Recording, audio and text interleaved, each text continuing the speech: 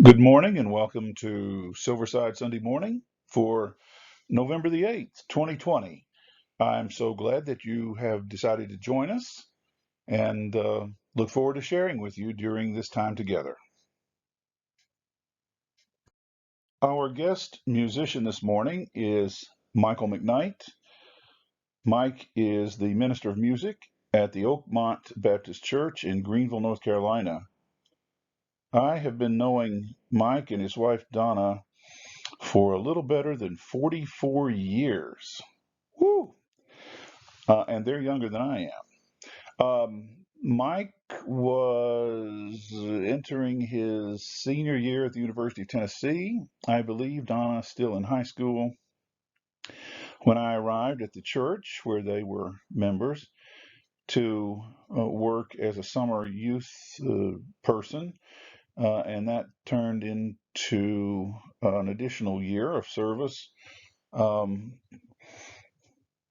it turned into a year and then another year of service because during the first part of my time there, the pastor's wife died, and the church decided that he could use a little bit of extra support. So I was asked to stay, and I stayed for that time before I left for seminary.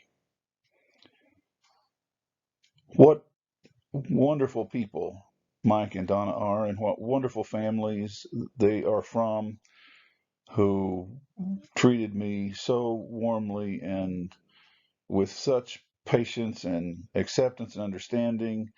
I was right out of college. Uh, I knew very little about ministry and working in churches, and certainly made plenty of mistakes. But anyway, terrific people, and such an honor and a privilege to have known them all these years. When I started this series, I dropped Mike an email and asked him for an idea, and he wrote back a paragraph. And from the paragraph of what he shared with me, I pulled this. Mike and Donna haven't seen their young adult children since Christmas, or at least when I got Mike's note about this sermon idea, they had not been able to see their young adult children since last Christmas. What do you do about that? Well, you can be sad, and you can be sad and do nothing, or you can be sad and do something productive. They have used their time to enrich their relationship together and to enhance their physical health, walking, spending more time together, those kinds of things. Resourceful, amazing people, um, just terrific. But anyway, as a result of Mike's note, you have this topic today, which I think is very timely. Because we all have realized, if we're thinking people, during this pandemic and the quarantines and so forth, that there were lots of things in life that we almost certainly took for granted. Mike is a graduate of the University of Tennessee in Knoxville with a major in piano performance, I believe. And then he graduated from the Golden Gate Baptist Seminary with a major in music, emphasis in piano. He is a master pianist. He also happens to be a masterful cellist, though you won't hear him playing the cello today.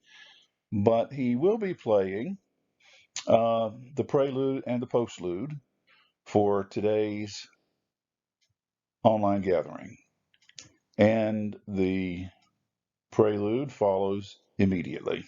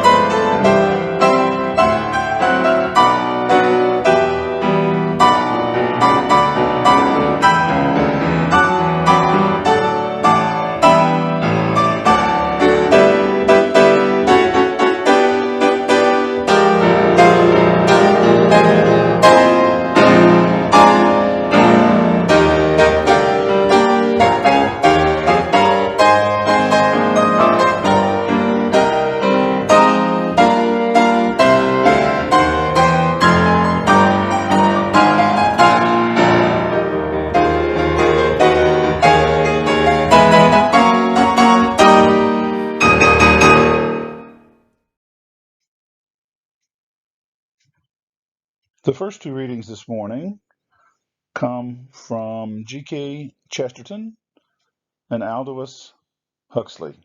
First, Chesterton. When it comes to life, the critical thing is whether you take things for granted or take them with gratitude. And Huxley, most human beings have an almost infinite capacity for taking things for granted.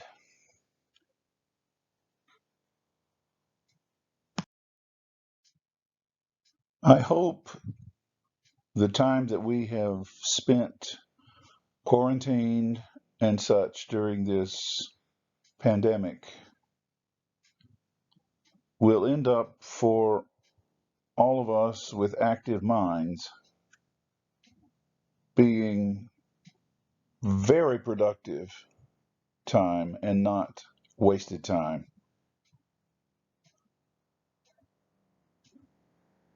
And what I mean by that primarily today is I hope that we caught on very quickly that while we had some time on our hands, or at least time on our hands in ways that we weren't accustomed to having time on our hands, that we used that time to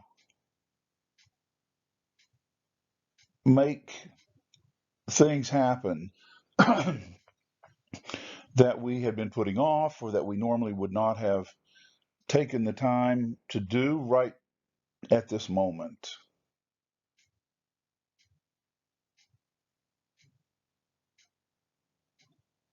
The mere inconvenience of the quarantines and the rearrangements of working at home, spending less time on the road and less time away from our homes and such, those realities have given us tremendous opportunities, as frustrating and isolating as these times have been,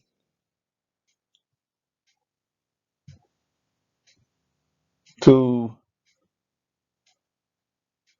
make something good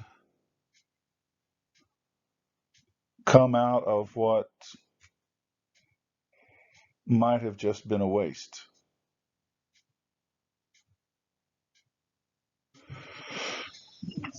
There is actually an art to making life count, one moment at a time. Not a lot of people have that gift, I think. But at the root of that gift is the ability not to take people or situations for granted.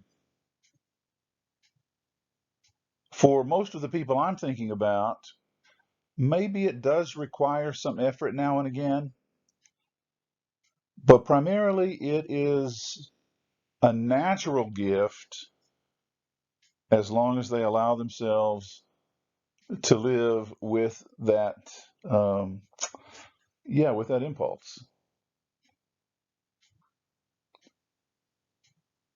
So again, these months of having time on our hands, or time on our hands in a way we weren't used to having time on our hands, not being able to do the things that we normally would have been doing for the last several months with the same people we would have been with for the last several months, that is a loss. But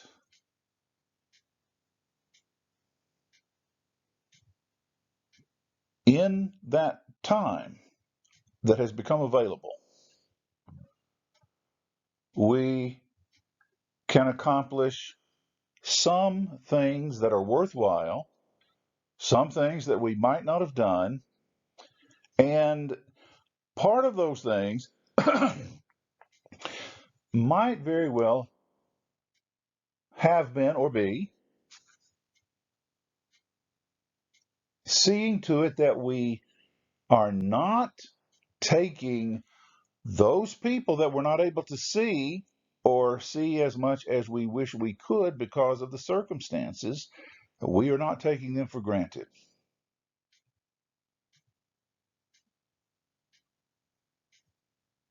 Similarly, opportunities that we get to participate in, take advantage of, um, that we maybe didn't appreciate as much as we should have.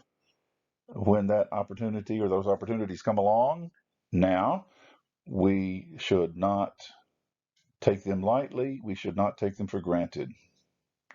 One of those I could mention, without being self-serving, would be attending gatherings at Silverside Church.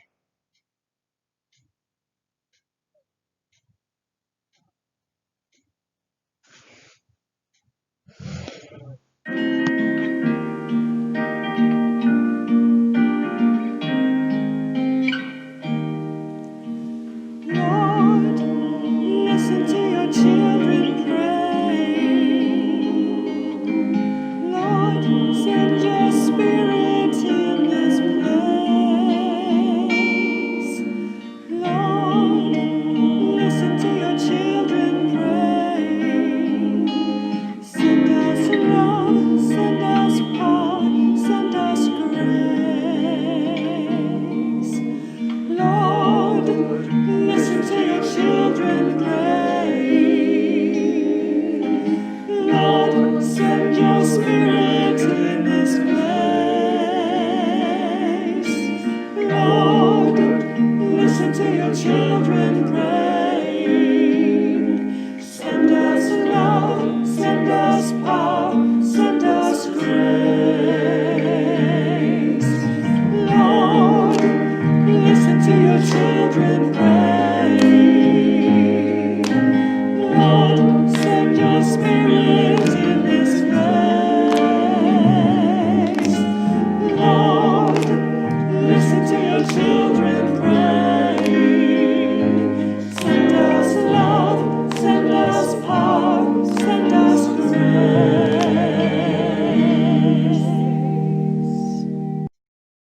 The second set of readings for this morning come from Nancy Sims and the Dalai Lama. First, Ms. Sims, don't take for granted the things closest to your heart.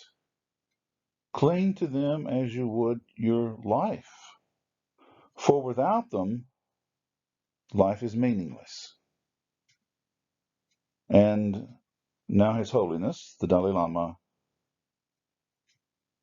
I have always had this view about the modern education system. We pay attention to brain development, but the development of warm-heartedness we take for granted.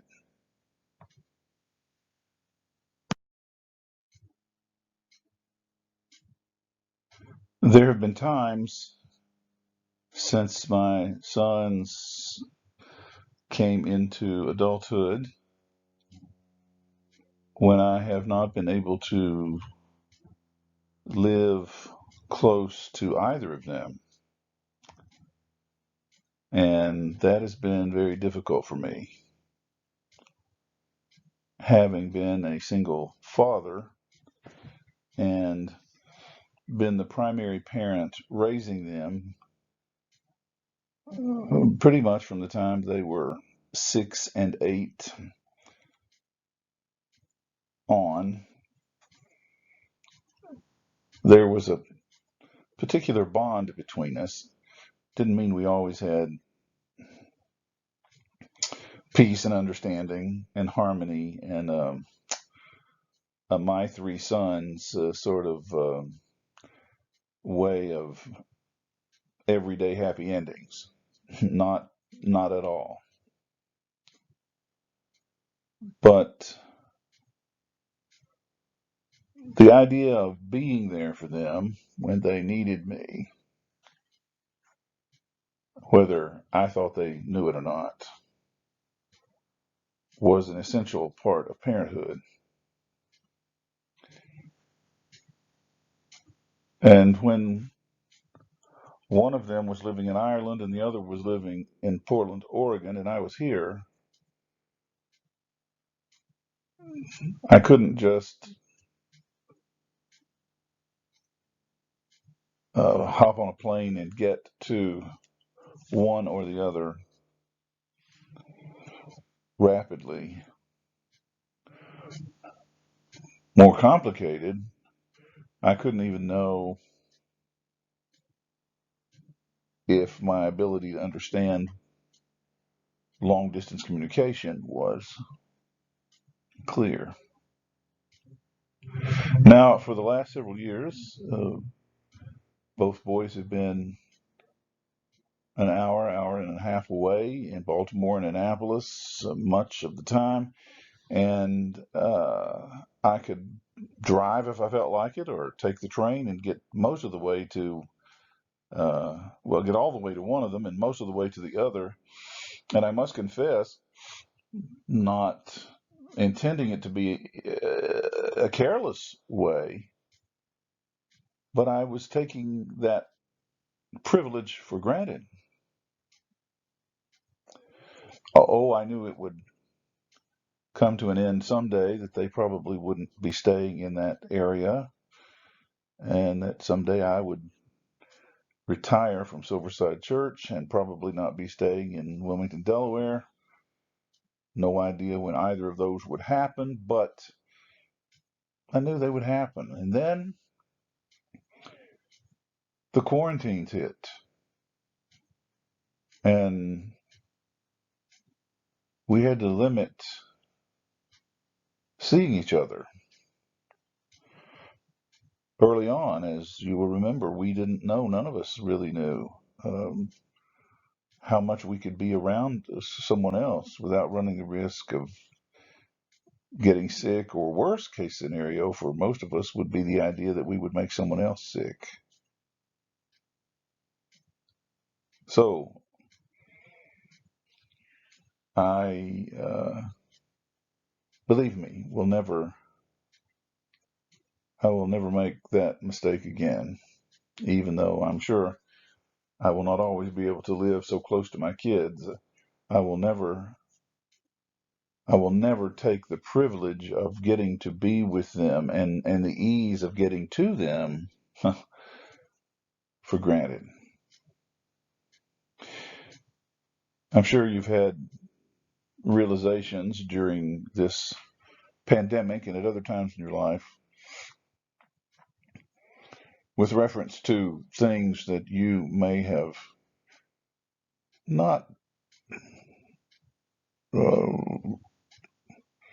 angrily or thoughtlessly took for granted, but just in a casually took for granted because you thought there would be opportunities to keep doing what you've been doing with the person that you're thinking about right now, or the situation that you're thinking about right now, that those would keep going right along. And yet life twists and turns and things change, and we can't keep doing the things we've always been doing for one reason or another. And we are separated by life's challenges and responsibilities and so forth. We are separated from people whom we love dearly.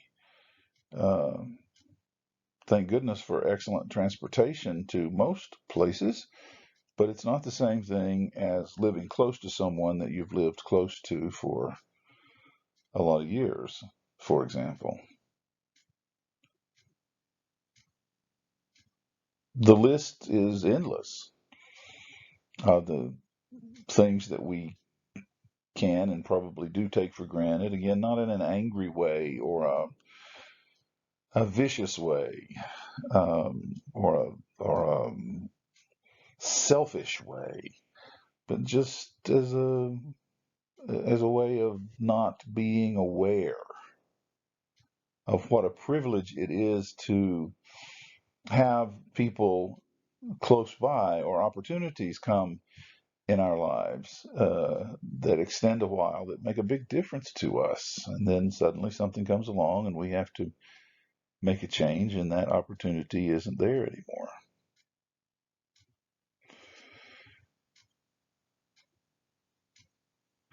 This is a good time for us to be mindful of the fact that everything that's important to us and every person that's important to us, person over situation, of course, we need to live in a way so as not to take her or him or them or it, these situations, for granted. We value the person. We let them know how much we care. We treasure the time that we do get to have together. We make it special.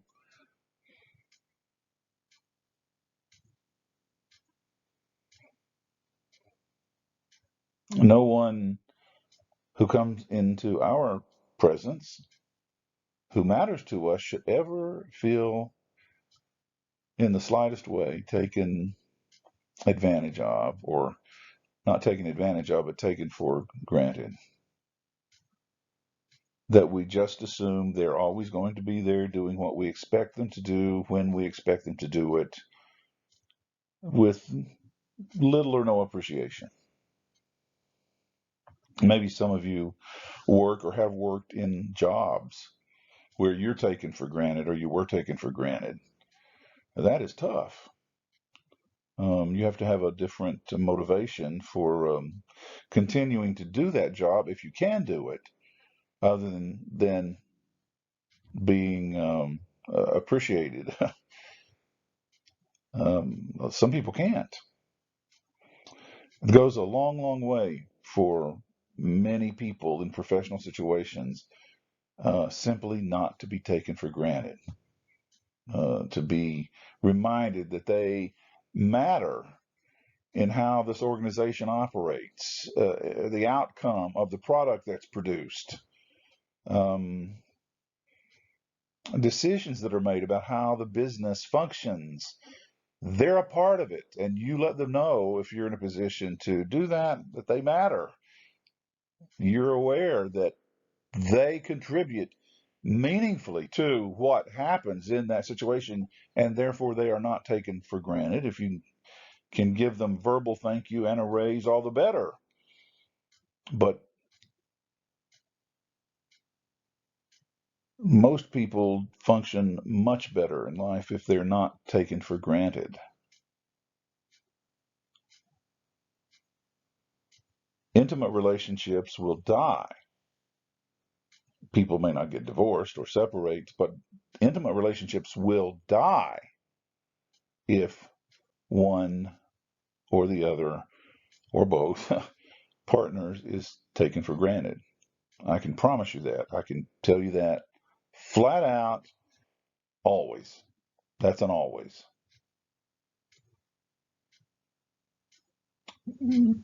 They may still live under the same roof. They may still look like a dream couple out in public, even with their masks on. But when one starts taking the other for granted as a way of life, yeah, that relationship is over.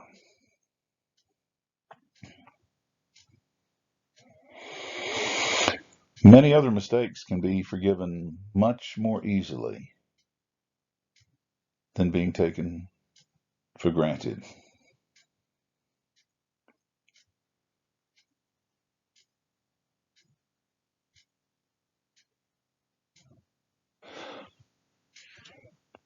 There are numerous ways that people can be reminded that they are not taken for granted by us. We have our own special ways of doing it. It has something to do with our personality. Not everybody will do it the same way.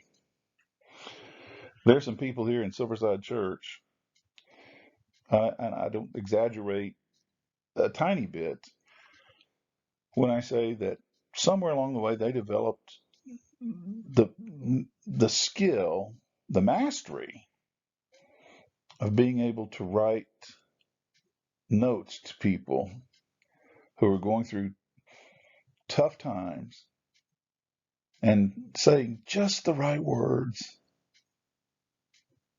And not only are those notes comforting and uplifting, they also serve to remind the person who's going through the tough times that they're not taken for granted, that their friends in the church here who are writing those notes to them don't just assume that they are props around here.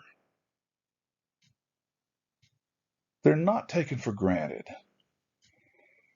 Their struggles and their pain matters to others in the church. Those notes. And hey, I've gotten a few of them myself, going through some tough times. I've lost both of my parents during my years serving here, and I know about those notes.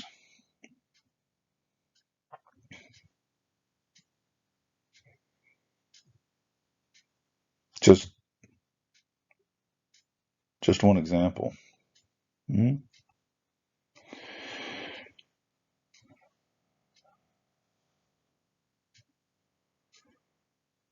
This is a wonderful time, as complicated as it is, with new spikes hitting us and more months of quarantine issues and social distancing facing us. It still is a good time for us to figure out how to embrace life in its wonder and beauty and the wonderful people in our lives, whether we get to be physically close with them at this time or not.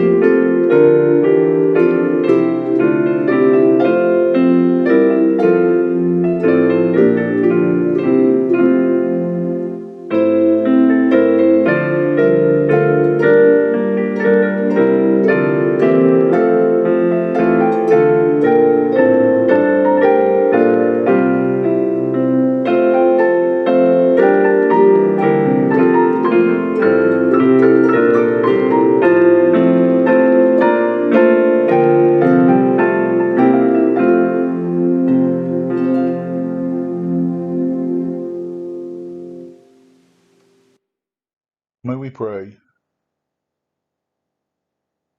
Gracious God, we give you thanks for the intellectual ability and the creativity and the heart impulses not to take people and opportunities and situations for granted. We give you thanks for the intelligence to understand that many pathways we walk are situations that we may never pass again.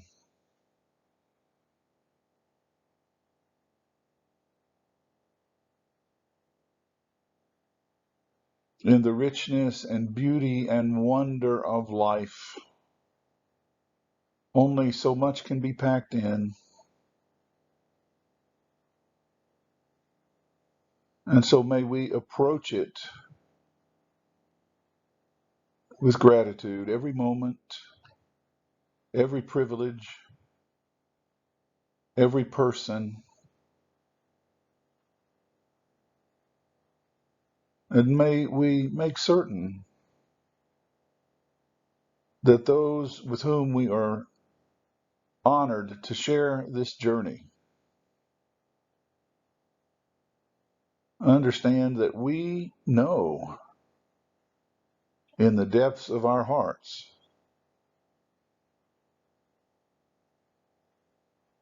that our lives are infinitely enhanced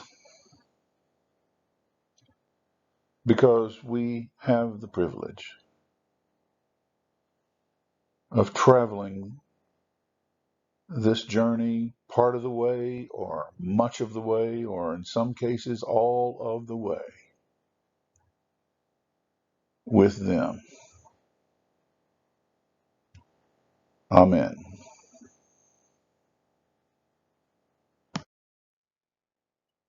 I'd like for you to turn your attention with me now to one of the core parts of a brilliant book in Hebrew Scripture that goes by the name of Ruth.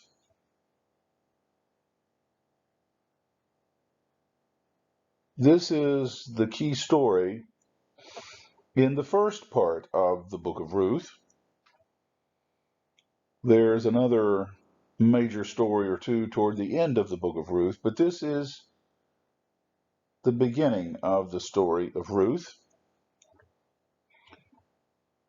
There is a mother and father who have two sons. The two sons marry wives, not from their own area or their precise ethnic group, but it all works fine. And then three tragedies strike, and suddenly all the men are dead. That's a tragedy in any culture. That's a tragedy in any situation.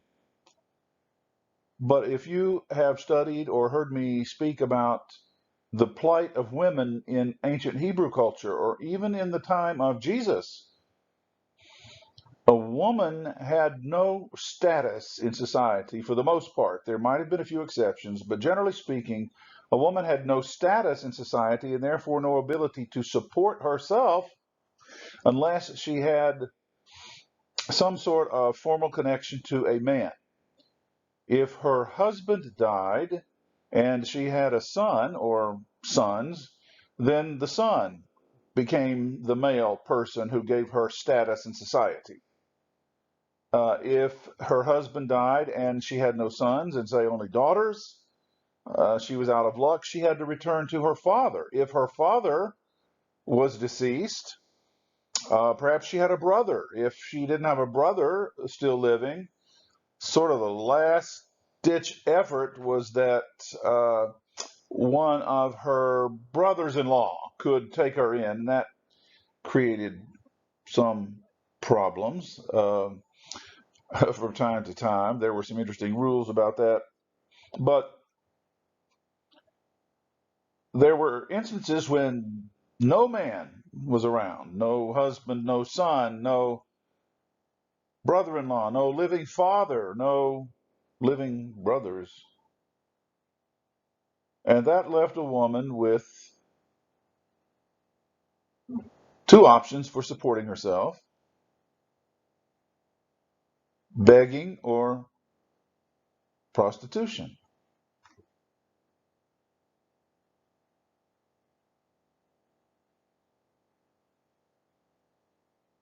Now, here were three women, the two daughters in law not very old at all, and I would say that Naomi wasn't terribly old either, but they were all non virginal, shall we say, which made them less appealing to any man who might be looking for a wife to purchase, and women were property, even if they were lucky enough to find men who loved them. The transaction for having a wife still came down to finances. It was very difficult for them to separate from each other because they had grown very close.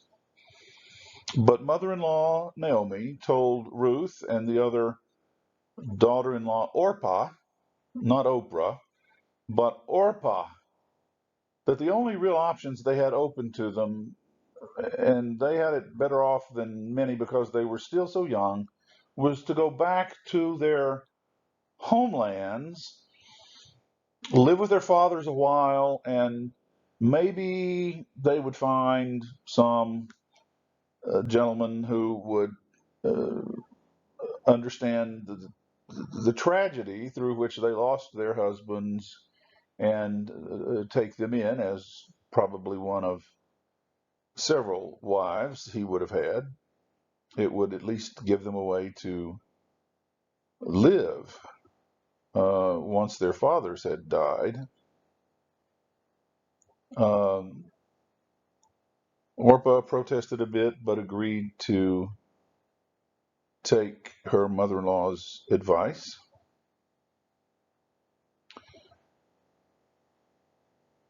Ruth protested a bit, and then a bit more, and then a bit more, and finally said, not no, but hell no, she was not leaving.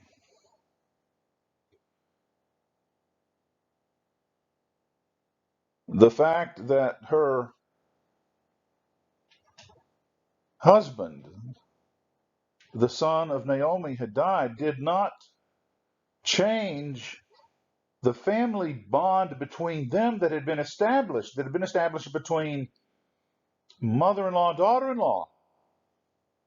And regardless of what society may have thought about their roles as women and so forth, they would find a way to take care of each other, to watch out for each other.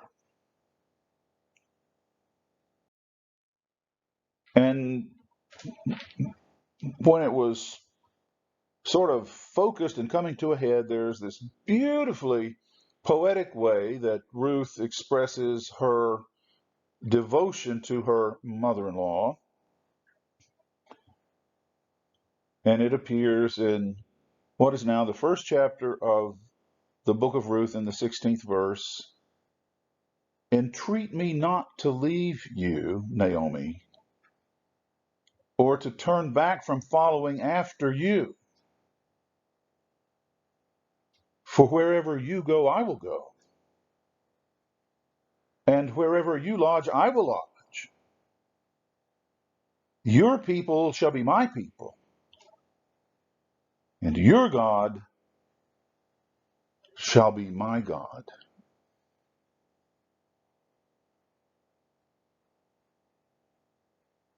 Now, you often have heard this sung at weddings. I don't think necessarily that it's sung all that often anymore, but it used to be sung frequently at weddings. And many of you who have been around Silverside for a while have heard me um, talk about how inappropriate it is as a wedding song. It is not a wedding song. It was never a statement of devotion from spouse to spouse, nor, um, yeah, uh, something that a husband could have said to a wife in that culture. A wife could have said it to a husband in that culture. Um, it's sweet, but it's more powerful if we let it be what it is, a statement of absolute devotion from the daughter in law to her mother in law. She was not going to leave Naomi to fend for herself. Naomi had lost her husband and both sons. Ruth had male relatives back wherever. But if she left Naomi, as far as we know, Naomi had nothing and no hope. And she would be on the streets begging, or she would be a prostitute. No other options. So they would work together some kind of way and care for each other. And the story has a very happy ending. And though they were not blood relations, that bond that had been established between them made them functionally mother and daughter rather than mother in law and daughter in law. It's just beautiful. Don't tell me to stop following you and go somewhere else, Naomi. Don't tell me to go in another direction because, and I say this with all the love in my heart and all the respect I can muster, this is how it's going to be for the rest of your life.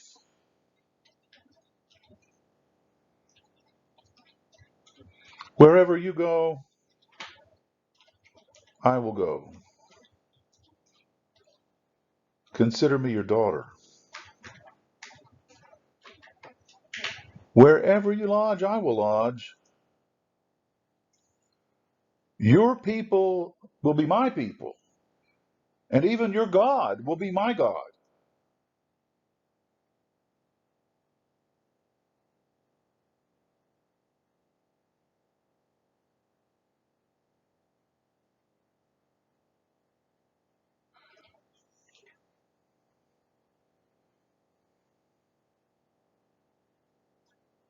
Ruth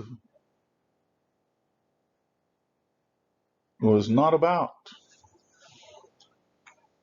to take her now widowed mother in law for granted. And the story doesn't look down its nose at Orpah for taking the more conventional pathway and going back to her home and trying to start all over. It doesn't at all. But it certainly does portray Ruth as a hero in taking this huge risk because she had no way of knowing that she and Naomi could find enough odd jobs that weren't begging or prostitution to keep themselves going. Turns out they were quite smart and resourceful, and they made it. But Ruth had absolutely no intention of taking her mother in law for granted. And so, whatever Naomi had done for her to welcome her into the family and to bless her marriage to Naomi's son, Ruth would never forget, literally, never forget. And she would demonstrate the fact that she was not ever going to take Naomi for granted by pledging to her that while she may have lost both of her children in these tragedies, she now had a daughter, functionally a daughter, though not by blood, who was going to be there with her and for her for the rest of her life.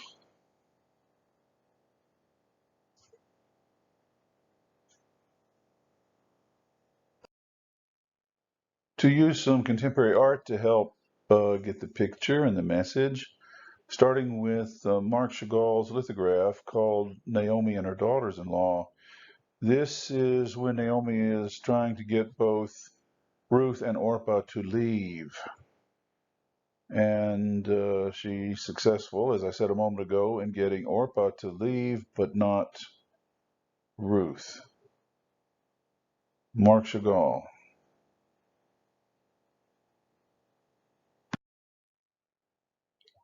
Simcha Even Cheng, an oil painting, Ruth and Naomi, a Jewish artist, as was the case with Chagall. I imagine this is when Orpah had walked away and Naomi started walking away, assuming that Ruth also would walk away. This moment of anticipated separation.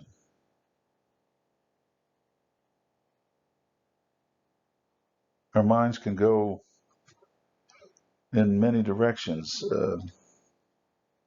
studying this painting. A Chinese artist, He Qi, another oil painting, Ruth and Naomi completely embracing each other.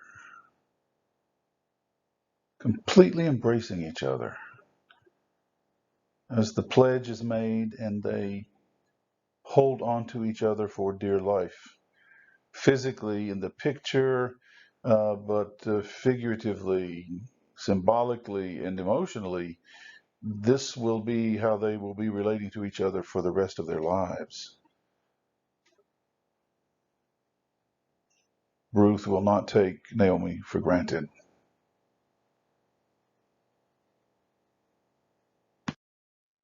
And yet another Jewish artist, Hilary Sylvester, an acrylic painting, Ruth and Naomi embracing, holding each other, imagining how in the world that will be working against them every step of the way, they're going to survive in this man's world, rejecting the two options open to them. But if you want to read the whole book of Ruth, which wouldn't take you an hour, you'll find out they did survive, and greatly. Hmm.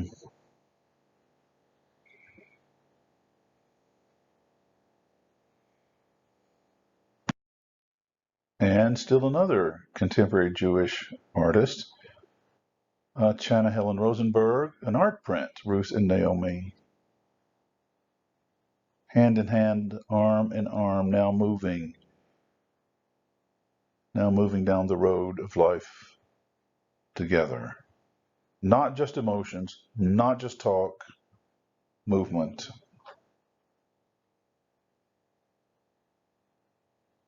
Such a beautiful story, such beautiful commitments, such powerful reminders of how not taking people for granted, especially our dearest ones, changes worlds.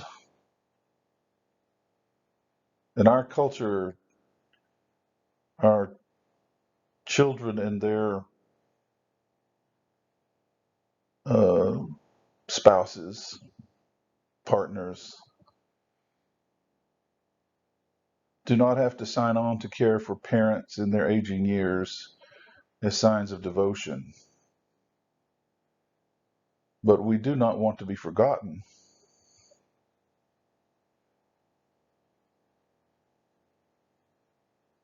And if there have been failures in parenting, let those things be ironed out long before old age sets in. Most parents, not all, do their best. And they do make mistakes, but they wish they hadn't, and sometimes not even aware that they did. Forgiveness is required on both sides. Now, we should also say that the children must not be taken for granted either. So that's another sermon. Thank you again, Mike, for sharing your story with me, your update with me, which gave me this opportunity to have us think through this very important message for what's going on with us right now.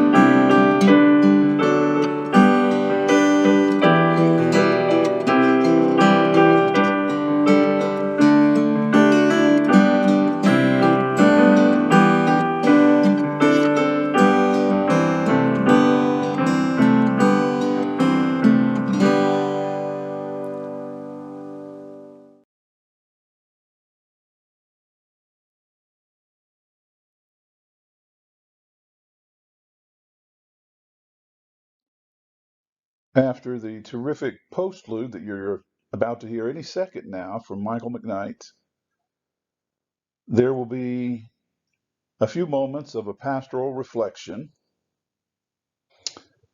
It has to do with not taking democracy for granted.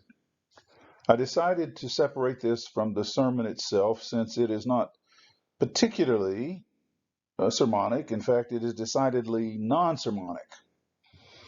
Some of you will be sorry that you listened to the sermonic part and rush ahead to this part.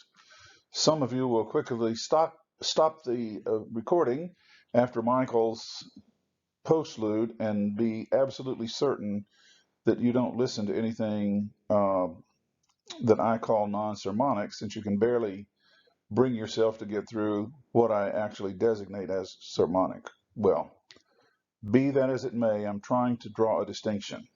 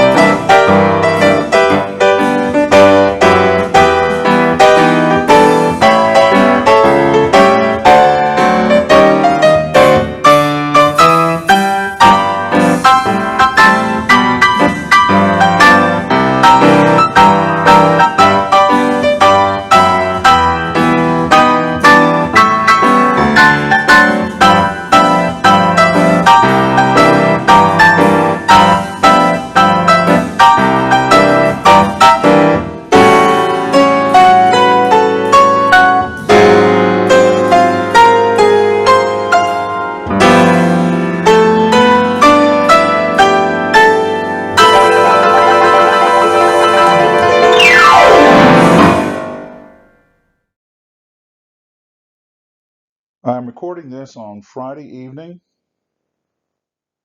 The winner of the presidential election has not been called. A possible winner may be in view, but as slowly as the votes are being counted, we don't know that for certain.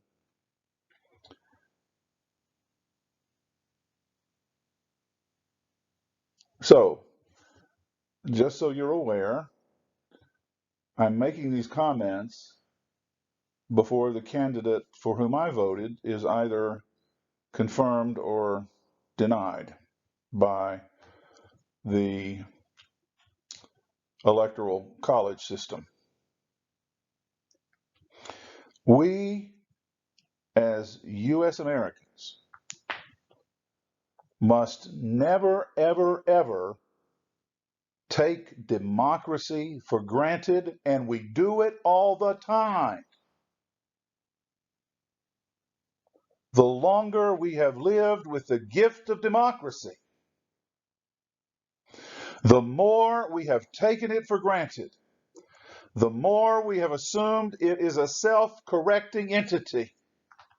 And when something goes wrong, it will fix itself, we think. And that is absolutely false.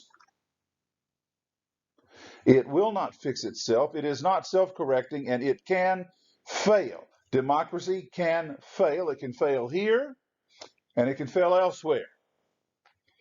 We are not guaranteed the gifts and the benefits of democracy just because a handful of people 200 plus years ago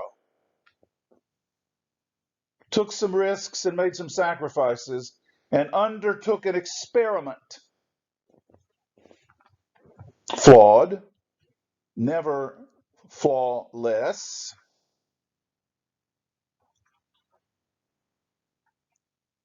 but it has brought some pretty damn good results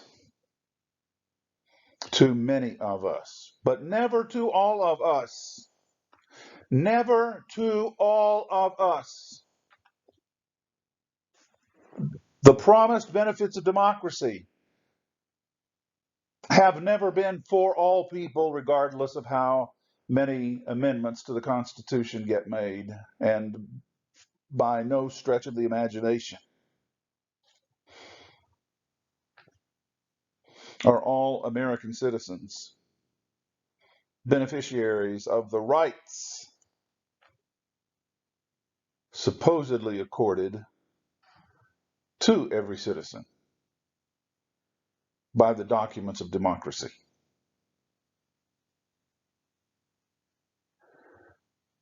From the get-go, there has never been an indication that democracy, once established, should be, would be, will be perpetually ensconced. In fact, democracy is as fragile on the one hand as it is powerful on the other. If it is not nurtured, if it is taken for granted, it will fail. And in the last several years, four and leading up to four, we have seen a time when some serious chips have been hammered out of the strengthening foundations of democracy in our time.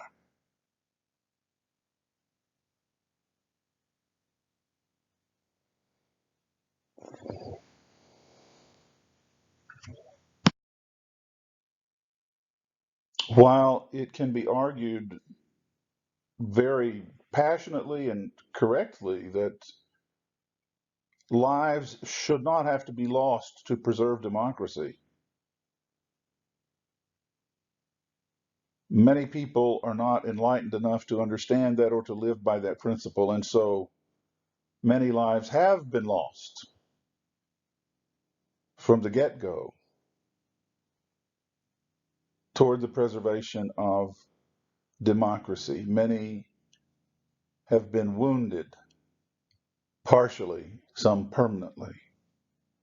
Many families have lost loved ones sacrificed to the goals of preserving and protecting democracy. So on this coming Veterans Day, Wednesday, the 11th, will you please pause with me at some point during that day and give thanks for those who sacrificed their lives to protect and preserve democracy in the time that they were called upon to do that, whether you agree with that as the way democracy needs to be preserved or not. Yes, there are ways we can change the attitudes toward that, but we're a ways from it yet.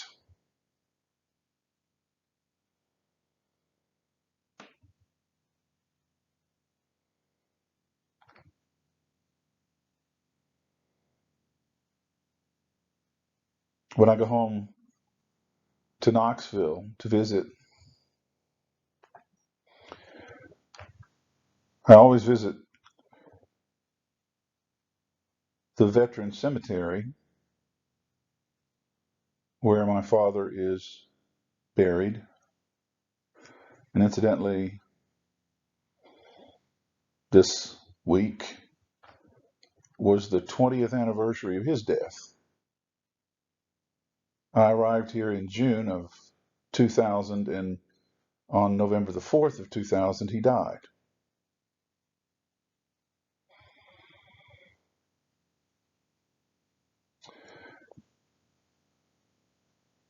There used to not be so many of those plain white grave markers. They are all exactly alike, gleaming white stone. And now it's as full as it can be, as far as the eye can see, with new sections opening up. It's very poignant, especially for me because spouses are permitted to be buried there in the same grave. So on one side of the tombstone, it says Corporal Albert J. Farmer, Korea.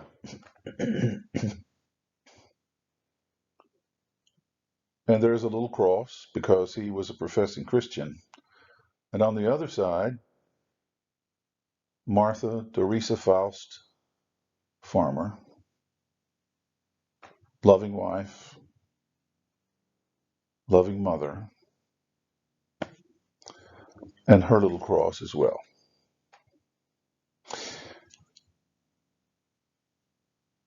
He was very proud of his service to his country.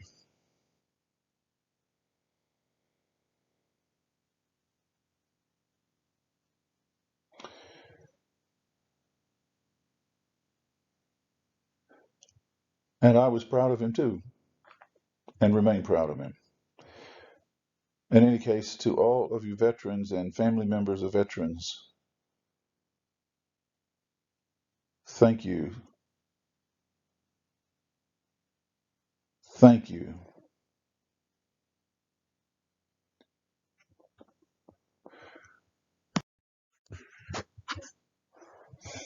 I've said this a few times across the years, but I have to say it again on this occasion.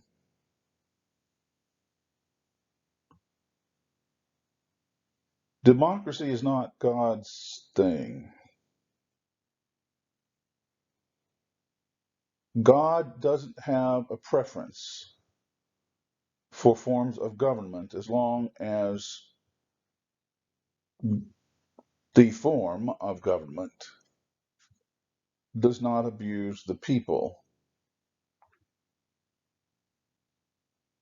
it purports to govern. So democracy is not God's favorite form of government. God doesn't like democracies better than God likes monarchies, let us say.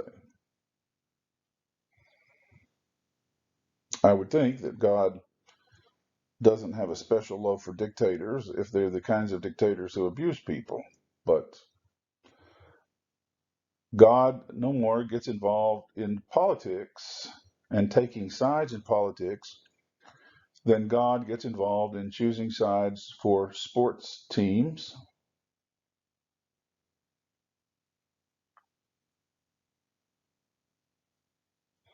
or fashion statements. Assuming, of course, the fashions being discussed are not offensive and inappropriate to wear in polite company.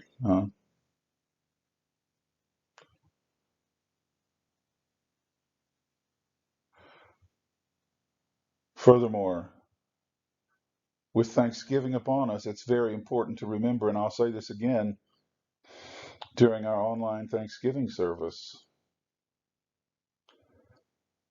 we can't properly give thanks on Thanksgiving Day or during the Thanksgiving season if we think that we and other countries like us, but especially us, that we are God's favorite people. We are God's favorite country.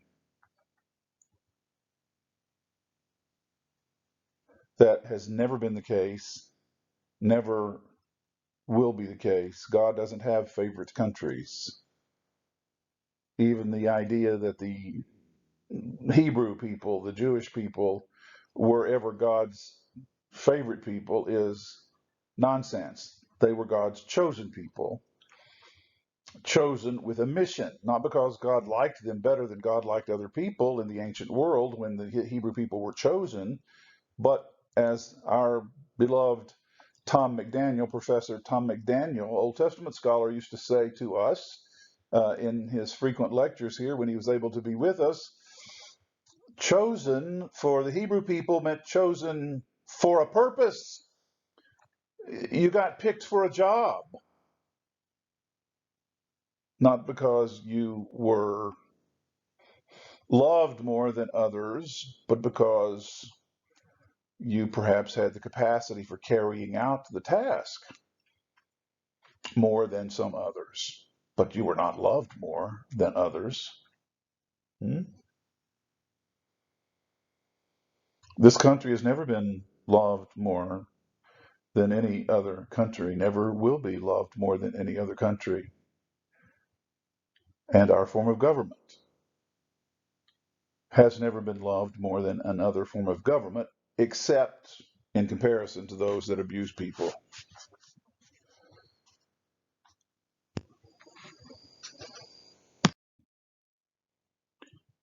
As much as it pains me to say it, God did not have a preference for which candidate should win in this presidential election. Come on, God. The choice was clear. Remember, God doesn't get involved in politics.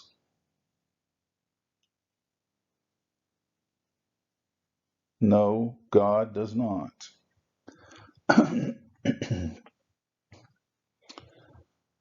God gave us the intelligence, presumably. Sometimes that seems very questionable, to manage our affairs, and God doesn't do the management of those things for us.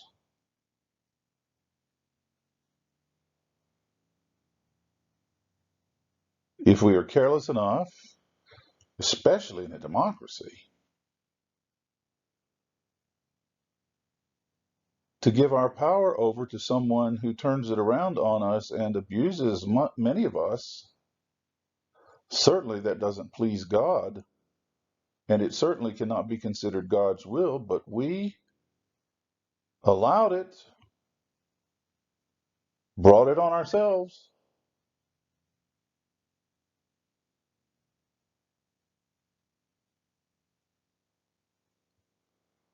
Back to my earlier statement, we can't take democracy for granted. We have to be vigilant at all times. At all times. One generation to the next, one election to the next.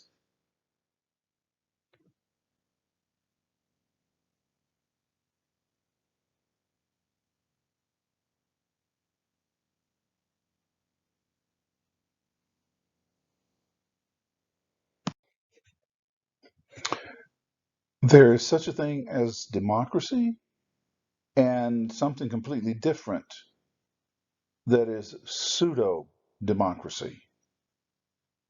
They look very much alike on the shelf, but they're very, very different when you unwrap them and start using them.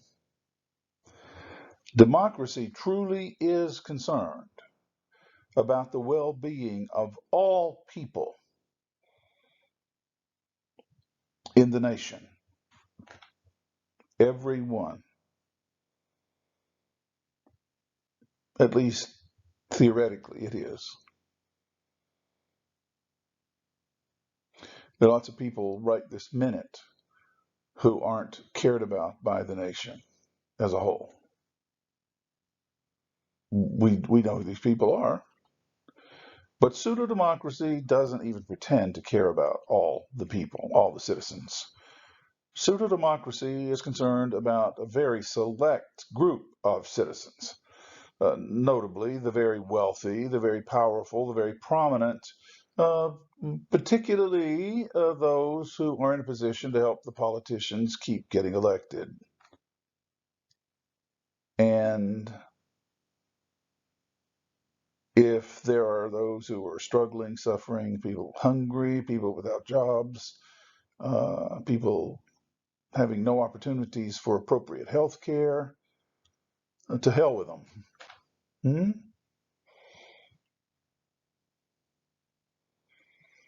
Hmm? These literally filthy rich, there's so much wealth gathered together in the Senate when everyone is there. It's sickening.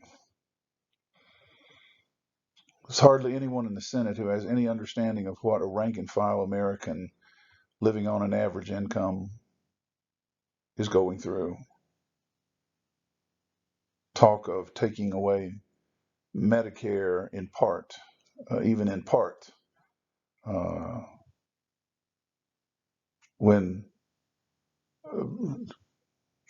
those of us who have gotten to retirement age have paid into Medicare not because we asked to, but because we were required to pay into it all through our working careers so that we would have it as a benefit when we retired.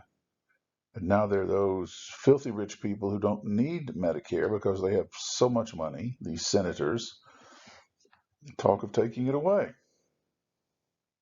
Even a little bit of taking it away is too much.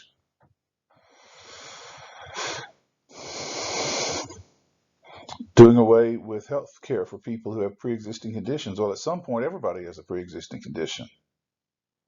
And if something happens in your medical care so that you have to change companies or physicians or something like that, then you get no coverage for your so-called pre-existing condition because now you're under new coverage. You had to leave the old coverage through no fault of your own, but now your condition is pre-existing and it doesn't get covered. So we find more and more people then having to revert back to these horrible situations where they're having to use what little bit of money they have to buy groceries or medicine. Sometimes people try to alternate. I'll buy groceries this week and medicine next week. Mm, that's that's a kind of murder.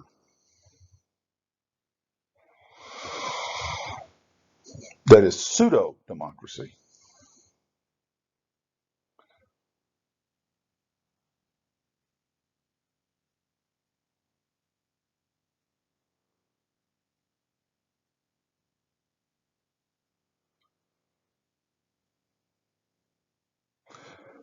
Pseudo democracy and democracy are worlds apart. But there are times when this democracy functions as a pseudo-democracy. And in the last several years, it has functioned much more frequently as a pseudo-democracy than a democracy. And more people have been hurt and looked over and abused than ever in my life. Racial abuse, economic abuse, limitation of freedoms,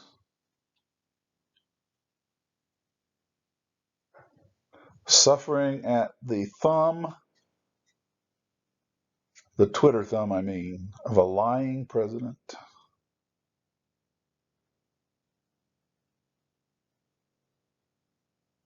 who's had so few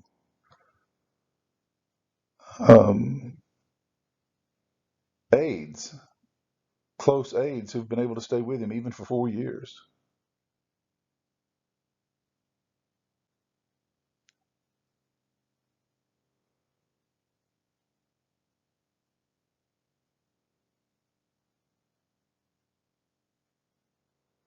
Pseudo democracy.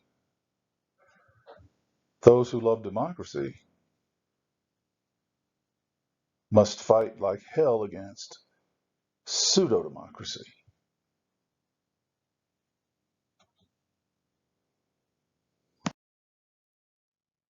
And this is very, very important. If the principles of democracy are not applied at every level consistently, from the election of a classroom president in an elementary school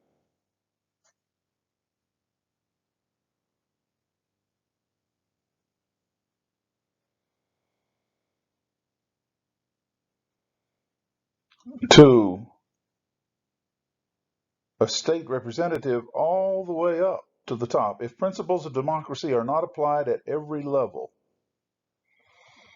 within the democracy will fail. And the democracy has been failing these last few years. Hopefully,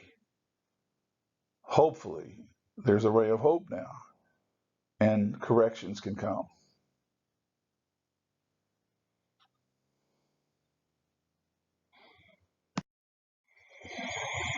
Democracy assumes truth,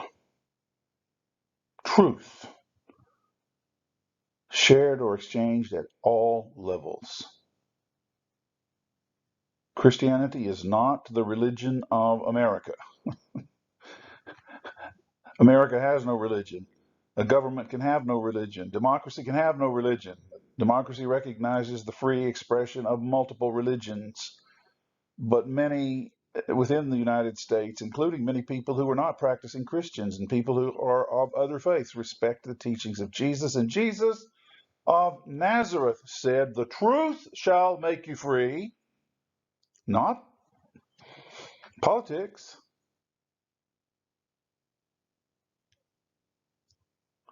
The truth shall make you free. So, democracy assumes truth, shared or exchanged at all levels at all times. Well, social media hasn't helped, but social media doesn't lie itself. It passes along lies. It's been doing a better job about trying to correct some of those lies recently. But for a long while, social media just let anybody say anything they wanted. It was like saying that yelling fire in an enclosed space like a movie theater was legal. Standing up and screaming fire when there was no fire was actually legal. You could say whatever you wanted about anybody, down to accusing fine citizens who are trying to count ballots with thugs screaming at them. One woman showed up, I don't remember if it was in Nevada or Pennsylvania, yelling at the vote counters, "Stop counting the votes in Jesus' name," she said. And wherever the Spirit of Jesus is, and however a spirit cringes, he cringed. In Jesus' name, no, ma'am, no, ma'am. Democracy is not a form of government that can function on the basis of lies and half truths, which is why our government hasn't functioned very well for a while.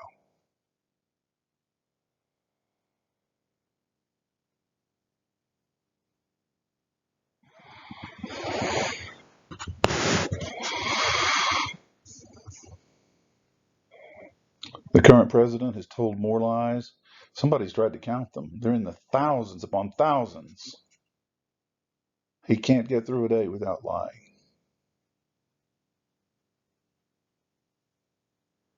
The sheep who follow him simply take it as a way of life to believe anything and everything he says, mostly because he nurtures their prejudices. And I can guarantee you one of the reasons that many people voted for him while the COVID raged on is because his vice presidential pick is a person of color and a female.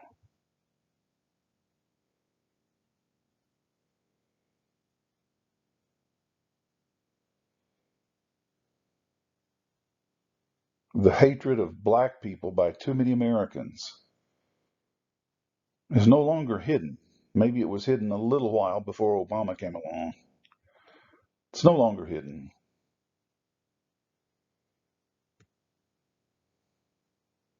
We have so much work to do. I'm trying to do business with businesses that are not afraid to embrace the Black Lives Matter slogan.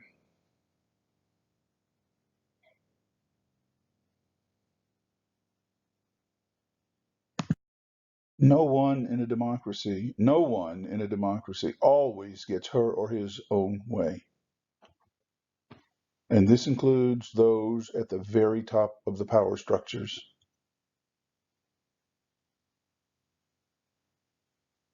Period. Here's to a much better 4 years ahead than the past 4 years have been.